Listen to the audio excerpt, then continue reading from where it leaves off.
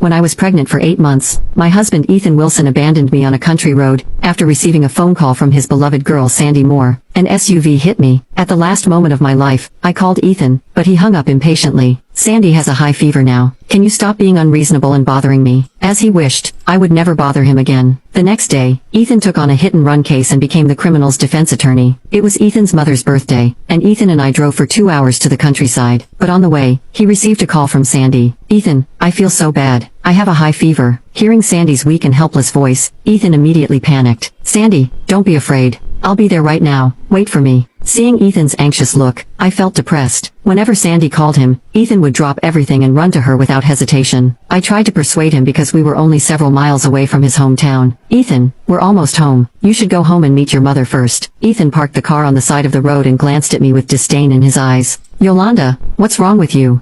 Didn't you hear Sandy say she was sick? You go home and celebrate my mother's birthday. We are not far from home, and you can walk home. Sandy can't take care of herself. I need to hurry over now." I looked at Ethan in shock and disappointment. "Ethan, I've been pregnant for 8 months. The doctor said that I'm at risk of premature birth at any time." Ethan glanced at my belly with disdain and snorted coldly. "Yolanda, you know how you got pregnant. I married you only out of responsibility. Don't try to threaten me with this. It will only make me sick." Ethan's words were like a knife stabbing into my heart, making me unable to breathe. I had always known that Ethan married me just for the baby in my belly. In his eyes, I was just a woman who would do anything to marry him. But that night, it was he who took the initiative. But in the end, he said I did that shamelessly to marry him. In the end, Ethan kicked me out of the car. Before he left, I heard him calling Sandy and comforting her softly. "Sandy, I'll be there soon. Wait for me." My fetus had always been unstable. The doctor said that I should rest in bed as much as possible. Ethan was a very filial man, and his mother Jenny liked me very much. So today he asked me for the first time to go to his hometown with him to celebrate Jenny's birthday. I walked alone on the country road and felt my stomach gradually tightening. The strong feeling of pressure made me feel uncomfortable. I had to take a rest from time to time. The sky gradually darkened and began to rain. Suddenly, a dazzling light shone in front of me, and I could hardly open my eyes. I saw an SUV speeding towards me. I tried to dodge it, but I was hit by the car and flew away. The moment I fell, I felt my internal organs shattered and great pain over my body. I subconsciously reached for my belly, and there was the blood mixed with the rain. My phone fell out of my bag. I looked at the dimly lit screen and pressed the shortcut key with trembling hands, calling the emergency contact. The phone rang for a long time before Ethan answered it. "Sandy has a high fever now and I'm about to take her to the hospital. Can you stop being unreasonable? Stop bothering me." After saying that, Ethan hung up the phone without hesitation. As I listened to the busy tone coming from the other end of the phone, I fell into despair. The SUV stopped to the side, and after a long time, the person in the car got out. In the last moment before my consciousness faded,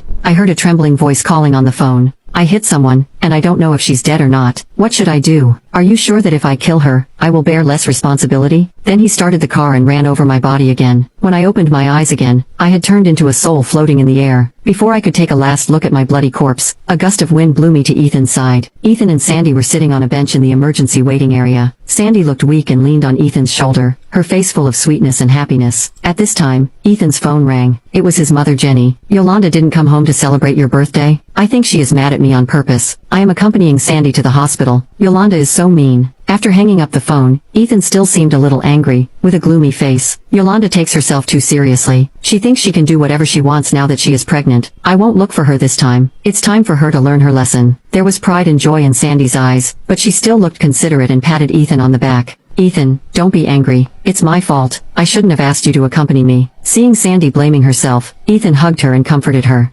"Yolanda is not worthy of being compared to you." As I looked at the cold look in Ethan's eyes when he mentioned me, my heart was completely broken. I met Ethan for the first time when I went to visit my brother Chris Jackson at his school. At first sight, I was attracted to Ethan and started to pursue him. At that time, Sandy had just gone abroad. Ethan was sad, and was in a daze all day long. I followed him all the time. In the beginning, he ignored me, but later he started to accept me. I thought I had won his heart, but I didn't expect that things would be completely changed that night. I received Ethan's invitation to go to the hotel, and as soon as I entered the room, he hugged me. After that night, his eyes turned cold and disgusted when he looked at me. Despite my repeated explanations, he still felt that it was a setup by me. Later I became pregnant, and he married me under pressure from Jenny. I always thought that I would move him one day, and the truth would come out one day. But now, I could no longer wait for that day. After Ethan sent Sandy home, he drove back to our home. He was a little absent-minded along the way, and he looked at his mobile phone from time to time. When he got home and found the house was black, he couldn't help but frown. She has a bad temper. She even dares not go home. In the past, no matter how angry I was, I would never stay out all night. Ethan glanced at his phone, but there was still no message. He felt annoyed and took off his tie. Suddenly his cell phone rang, and the sound was particularly sharp in the quiet night. Ethan hurriedly picked up his phone. When he saw the name Sandy, I saw a trace of disappointment on his face for the first time, but it disappeared soon. Ethan, please help me with the case of my brother that I told you about tonight. I've already asked him to turn himself into the police station. Ethan rubbed his brows, looking a little tired. Don't worry, Sandy. Your brother is my brother. I will help him minimize the responsibility. The next day, Ethan woke up on the sofa. Last night, he was sitting alone in the living room, lost in thought. He looked at the clock from time to time and finally fell asleep on the sofa. When Ethan stood up and saw the untouched slippers at the door, his face was gloomy. Then he took out his phone and sent me a message for the first time. Yolanda, since you don't want to come back, then you might as well never come back. I looked at Ethan and sneered, thinking, I will never come back to bother you again. Ethan washed up and went to the law firm. This was the law firm he and my brother Chris founded together. Not long after Ethan sat down, Sandy walked in with a stack of documents, looking a little nervous. Ethan, you are the only one who can help me this time.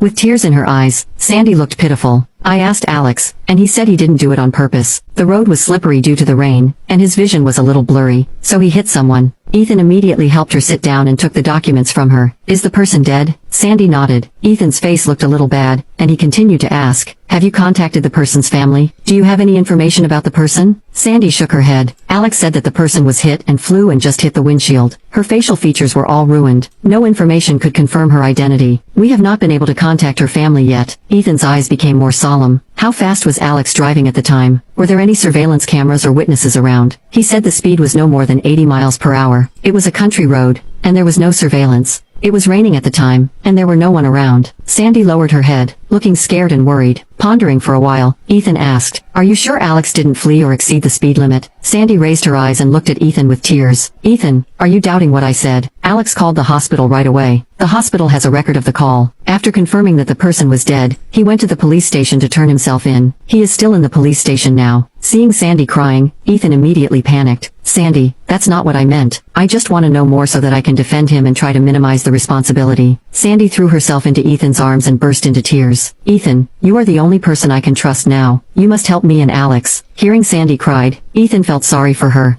He hugged Sandy tightly and promised her solemnly, Sandy, don't worry, I will find a way to save Alex. After Sandy calmed down, she raised her head and looked at Ethan. There's one more thing I forgot to tell you. The person was a pregnant woman. Sandy's words stunned Ethan. As if thinking of something, he looked at Sandy nervously and asked, where is the location? Sandy said, it seems to be on a country road in Baroni City.